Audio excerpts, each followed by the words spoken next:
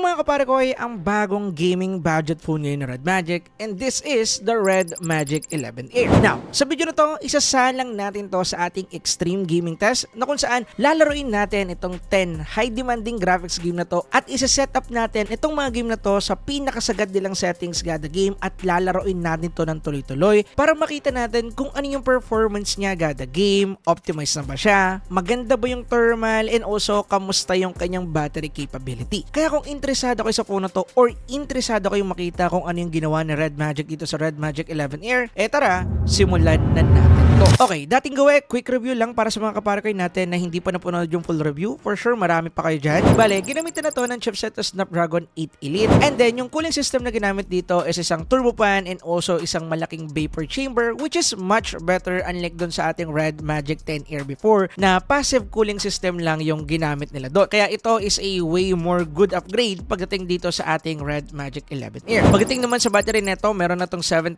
mAh battery capacity at malalaman natin kung gaano nga ba talaga kakunat yan. Dahil alam naman natin na hindi ganon ka-okay ang battery ng mga Red Magic phones dahil meron tong built-in fans kaya magkukonsume to ng power. So titingnan natin kung kailan or hanggang saan yung itatagal na to. Pagdating naman sa preparation ng ginawa namin sa aming gaming test, nagsimula kami ng gabi. Bali yung room temp namin is naglalaro ng 25 to 27 degrees Celsius. And syempre, sinumulan namin yung gaming test ng full charge ng phone. Wi-Fi nga din pala yung gagamitin nating internet dito. And then, sinet up namin yung kanyang brightness sa 75% and then 50% naman para sa kanyang volume. And yan na yung magiging fixed setup ng phone natin sa lahat ng game. And then, kada game na isasalang natin dito, isalaroin namin siya ng 1 hour to 30 minutes. It depends sa mga game. And also, isasagad namin lahat ng settings nila. And with that said, tara, simulan na natin itong ating extreme gaming test. And simulan natin sa isa sa pinakasikat na benchmark game ngayon and also noon, itong ating Genshin Impact. Bali dito, syempre, sinet up natin to sa pinakasagad na settings niya. Highest graphical preset settings sa graphics and then 60 FPS yung sinet up natin sa frame rate. Then, pagdating naman sa game booster nito, ginamit lang namin dito is balance. Hindi na kami gagamit ng kahit ano, Rise or Diablo mode. Di namin yung gagamitin dito. Tanging balance mode lang. Kasi for sure, kayang-kaya niya naman. And yeah, base sa performance na nakuha natin dito, solid 60 FPS yung mga kuha natin dito sa Genshin Impact all the way. Bale, naglaro kami dito ng 1 hour and 2 times kami dito nag-thermal test. And pagdating sa loob ng isang oras na yun mga kaparakoy, binasic lang neto itong ating Genshin Impact. Bale, base sa FPS meter na gamit natin, yung average FPS daw dito is 54, pero technically doon sa mismong gameplay namin, talagang nasa 58 to 60 FPS lang yung pinaka-average niya. Bumababa lang kasi yung reading niya dahil nga kapag nagka-transition ng mapa, bumababa yung FPS sa 30 or sometimes nag-0 kaya iba yung kanyang calculation. Pero kung titingnan natin yung graph, mapapansin natin dito yung taas ng FPS na nakikita natin mismo sa ating Genshin Impact. And yeah, solid siya kung ako yung tama. And then, after ng 1 hour na paglalaro ng tuloy-tuloy sa Genshin Impact, nakakuha tayo dito ng 40 to 43 degrees Celsius sa temperature. Bale, ito yung dalawang testing na ginawa namin which is a 30 minutes and also 1 hour. And pinapakita lang dito na same na hanggang 43 degrees Celsius yung makukuha nating temperature if ever nalalaroin natin tong Genshin Impact ng isang oras. Actually, kayang-kaya na ito mag-run ng super smooth. Talagang kapag gumamit lang tayo ng frame rate interpolation na available dito, doon lang talaga siya iinit dahil sinesetup niya yung ating game profile sa Rise mode which is medyo i-enhance niya or isasagad niya yung pinakakayang ibigay ng CPU natin kaya talaga magkukos yun ng hit. Kaya kung usapang Genshin Impact lang at gusto nyong hindi na gumamit ng phone cooler, go for this setup. Mas okay na okay siya sa Genshin Impact. Anyway, after din ng 1 hour ng tuloy-tuloy na paglalaro, may natitira pa tayong 85% battery juice. Bale, 15% lang yung nabawas after ng 1 hour ng tuloy-tuloy na paglaro. Check pa natin sa mga susunod. Anyway, next naman namin sinalang ditong game is itong Where Windsmith, which is isa sa pinaka-favorite ninyo and also requested the game. Bale, sinet up lang din namin siya sa pinakasagad na settings niya, which is extremely high frame rate and then inactivate lang namin yung iba pa dito mga settings na pwede namin i-activate. Then, pagdating sa naging performance ang Red Magic 11 Air dito, binasic lang din na to. Dahil smooth yung nakuha nating performance dito, stable yung frame rate natin, pero gusto ko lang sabihin na yung makikita ninyo sa FPS meter na ginamit natin is different yung calculation niya kaysa sa nakikita namin nung nag-review kami ng footage. Nasasama kasi sa calculation kapag meron mga cutscenes which is bumababa ng 30 FPS yung mismong frame rate and also kapag meron mga transition doon sa mapa which is nag-0 FPS yung mismong game. Ngayon, based sa ginawa namin na nag-review kami ng footage, naglalaro ng 60 FPS to 58 FPS yung ating mismong maintaining FPS pagdating dito. And gusto ko lang din palang i-credit yung mga nagre-request sa amin ng game na to. Napaka-solid. Ang ganda ng graphics and yeah, mamamax out natin yan dito sa ating Red Magic 11 Air. Kaya shoutout sa inyo lahat. Kaya kung usapang where wins Smith, wala tayong magiging problema sa game na to kung maglalaro tayo sa Red Magic 11 Pro. Bale, after ng 1 hour ng tuloy-tuloy na paglaro, 2 beses din kami dito nag-take ng thermal. Nakakuha kami dito ng 43 to 44 FPS after 30 minutes ng tuloy-tuloy na paglalaro, and then 42 to 43 FPS naman after ng 1 oras ang paglalaro. So nakita natin na medyo bumaba siya, pero technically nasa mataas sa temperature pa rin yan. So ang gusto nating maglaro dito sa game na to ng pangmatagalan, di hamak na kinakailangan talaga natin gumamit dito ng phone cooler. Anyway, after ng game na to, naka 2 hours na tayo ng tuloy-tuloy na paglaro at may natira pa tayo dito na 66%. Anyway, next game tayo. Next naman natin sinalang dito is itong WUWA. Bale, yung settings sa sinalang natin dito is high resolution and then 60 FPS combo. Nga pala, gusto ko lang mag-shoutout dun sa nagpahiram sa atin ng account. Shoutout sa iyo, kapare Koy. Sa kanyang account, yung gamit-gamit namin sa mga nakalipas na extreme gaming test. Maraming salamat. Anyway, pagdating sa naging performance ng Red Magic 11 Air dito, basic lang din. Nakakuha tayo dito ng maintaining 60 FPS kahit dun sa FPS meter na ginamit natin, kitang-kita na naka-maintain tayo dyan. Nakakuha tayo dito ng 60 FPS, and unlike sa ibang mga phone na na-review ko before na nagkakaroon ng panakanakang FPS drop, dito literal na maintain sa loob ng 1 hour ng tuloy-tuloy na paglalaro natin. Walang kahirap-hirap kahit napakadaming effects, kahit napakadaming mga animation at kung ano-ano pa, basic lang ng Red Magic 10 Air yan. And isa pa nga rin pala yung sa nagustuhan ko dito sa WUWA, ito na nga pala yung pumalit sa Genshin Impact dahil currently siya na yung number 1 or top 1 benchmark game test na pwede nating i-testing ng mga phones natin na i-review. So siguro susunod sa WUWA natin itetest lahat ng mga phones na i-review natin. Anyway, after ng 1 oras sa paglalaro, nakakuha tayo dito ng 40 to 42 degrees Celsius, same sa 30 minutes and also sa 1 hour mark ng paglalaro dito. Then, after din natin maglaro ng WUWA, pumalo na rin sa 3 hour mark yung tuloy-tuloy natin paglalaro at may natitira pa tayo dito na 45%. Bale, nabawasan na tayo ng 55% after ng 3 hours. Tingnan pa natin sa iba kung tuluyan na nga bang malolobat to. Anyway, walang pahinga-pahinga. Next naman sinalang dyan is itong ating solo leveling. Then dito, syempre, may max out settings na din natin. Very high resolution, 60 FPS, and then max out na yung iba pang settings sa ibaba. Pagdating dito, same lang din sa WUWA, nakakuha tayo ng maintaining 60 FPS. Although dito, medyo pabago-bago yung frame rate niya. Medyo nagpa-fluctuate siya ng 50 to 60. Nandyan naglalaro, and based sa FPS meter natin, nag-average tayo dito ng 52 FPS.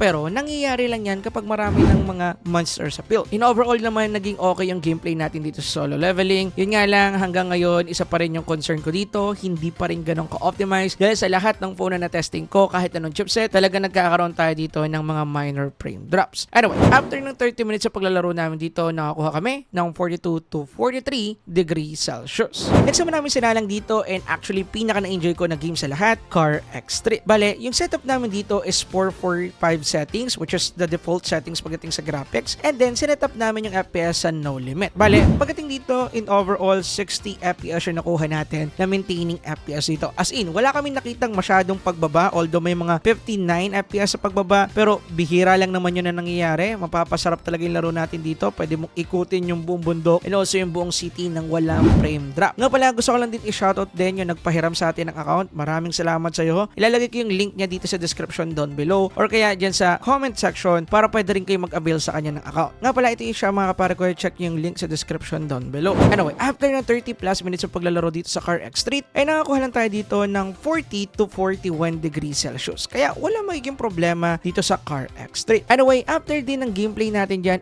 na-reach na rin natin yung ating 4 hours mark dito sa ating extreme gaming test. Bale, ang natitira na lang dito is nasa 26% battery juice. Ngayon, tingnan natin kung tuluyan ng habang malolobat to. Now, next naman namin sinalang dito is itong mga shooting games. At walang pahinga-pahinga, una agad namin sinalang is itong Blood Strike. Bali dito, nag-FPS priority kami. Kaya sinetup namin yung kanyang graphics sa medium, ultra resolution, and then extreme FPS. Bali dito, meron na tayong 145 FPS. Bali, yung pinaka-maximum na FPS na nakuha natin is nasa 145. And then yung maintaining naman natin is naglalaro ng 139 to 144 FPS. Kahit naman bumaba pa yun ng 100, hindi pa rin naman natin mapapansin na naglalagyan unless meron kang FPS meter para makita yung ganyan. Ganun pa man, kung hindi nyo mga pala alam kung paano gumamit ng FPS meter, check ninyo yung step-by-step tutorial natin dyan sa ibaba para alam ninyo rin kung paano i-track yung FPS sa mga phone ninyo. Anyway, pagdating dito sa Blood Strike, walang kahirap-hirap, binisik lang yan itong ating Red Magic 11 Air. And after ng couple rounds sa paglalaro dito, ay pumalo lang to ng 41 to 43 degree Celsius. Bale, next next one namin sinalang dito is isa sa pinaka-favorite ninyong game, which is PUBG Mobile. Bali dito, sinetup namin sa super smooth graphics and then ultra extreme FPS. Then pagdating dito, nakakuha tayo ng solid 124 FPS as our max FPS and then nakakuha naman tayo ng average 117 to 120 FPS pagdating sa PUBG Mobile. Kaya pagdating dito sa PUBG Mobile, if ever na hardcore gamer ka, hindi ka mabibitan in terms of performance. Pagdating naman sa thermal, after ng 1.5 round, nakakuha kami dito ng 40 to 42 degree Celsius. Actually, that's a good temperature para sa PUBG Mobile na merong 120 FPS na maintain frame rate. Sa iba kasi pumapalo siya ng almost 45 FPS. Anyway, dito na rin nagtapos yung battery natin dahil pumalo na to ng 4% at meron tayo dyang time na 5 hours and 7 minutes. Bale, yan yung overall battery life ng phone natin in terms of hardcore gaming, at least para dito sa ating Red Magic 11 Air. And yung main reason kung bakit dahil nga meron siyang built-in fan. Mamaya mas pag-usapan natin sa dulo para magkaroon kayo ng more information about dito. Anyway, nag-charge na kami saglit dahil maraming mga nagre-request na wag gamitin yung phone habang naka-charge or kaya gumamit ng bypass charging habang ginagawa yung extreme gaming test kasi iinit. Kaya chinarge lang namin saglit and then next agad namin sinalang after nun is itong ating Garena Delta Force. Bale, max out settings lang din ulit. HD graphics and then 120 FPS. Ito kasi yung best setting sa kanya para makuha natin yung 120 FPS sa gameplay and hindi naman tayo nabigo dahil nakakuha tayo dito ng solid maintaining average 120 FPS pagdating dito. And yung nakuha nating thermal sa kanya, 42 to 43 degrees Celsius lang after ng 2 rounds ng paglalaro, which is not bad. And actually, hindi naman ganun kabigatan itong ating Garena Delta Force, at least para sa mga chipset na kagaya ng Snapdragon 8 Elite. Kaya binasic lang talaga nito.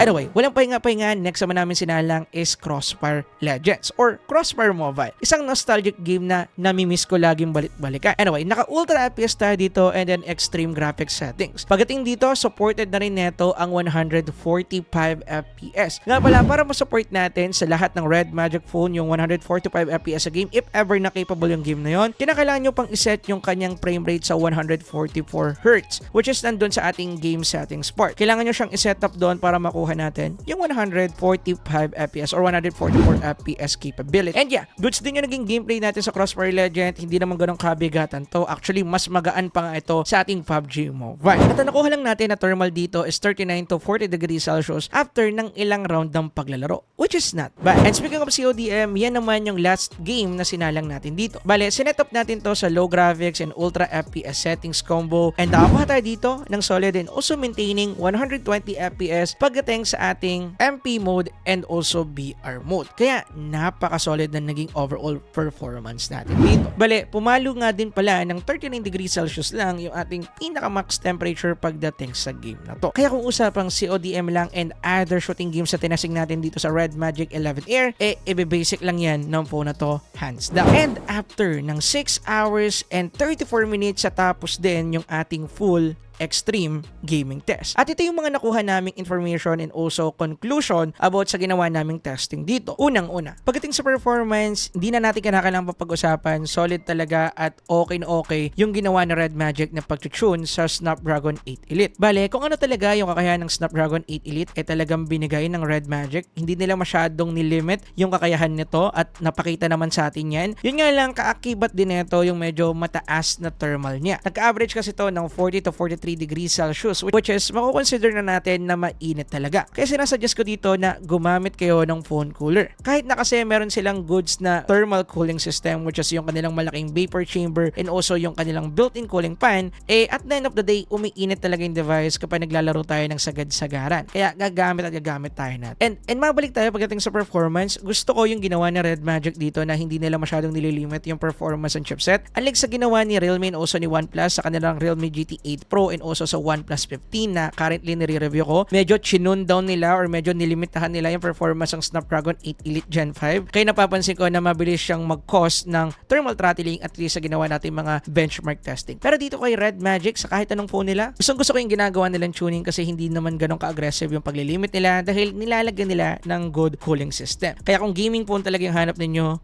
ako nang una magsabi na goods itong ating Red Magic 11 Air. And pagdating naman sa ating 7,000 mAh mAh power battery capacity. Actually, normal lang talaga na mabilis tong malolobat dahil una, medyo power hungry din talaga yung kanyang cooling system which is the built-in cooling fan. And also, meron pa tayong ina-activate ng mga gaming features dito sa phone na to kaya talagang medyo malakas sa power consumption niya. Siguro kung wala tong built-in cooling fan, mas maglalast yung battery natin. Pero syempre, dahil nga perks yan ng Red Magic 11 Air, hindi natin yung pwedeng i-turn off. Kaya pagdating dito sa kanyang battery is normal yan dahil nga meron tayong built-in cooling fan. And kahit dun sa ating Honor Win RT na currently nire-review ko, ganito rin yung scenario. Malalaman ninyo yung mga full information na nakuha namin doon pagkatapos namin i-publish tong video to. Kaya abang-abang kayo this February. Anyway, dito ko natatapusin yung video. Maraming salamat sa panonood. So in overall, pasado sa ating extreme gaming test itong ating Red Magic 11 Air. Pero kinakailangan natin gumamit ng phone cooler dahil nga umiinit siya. Anyway, dito ko natatapusin yung video. Kung gusto niyo malaman kung saan kayo pwede bumili, check ninyo yung link dyan sa description down below para makapag-order na agad kayo or makagawa kayo ng pre-order sa website nila. Mas mura yon ng di hamak unlike sa PH Market kapag na-release or naging available na to sa Shopee and Lazada. Must check dyan sa description down below. Yun lang guys. Peace.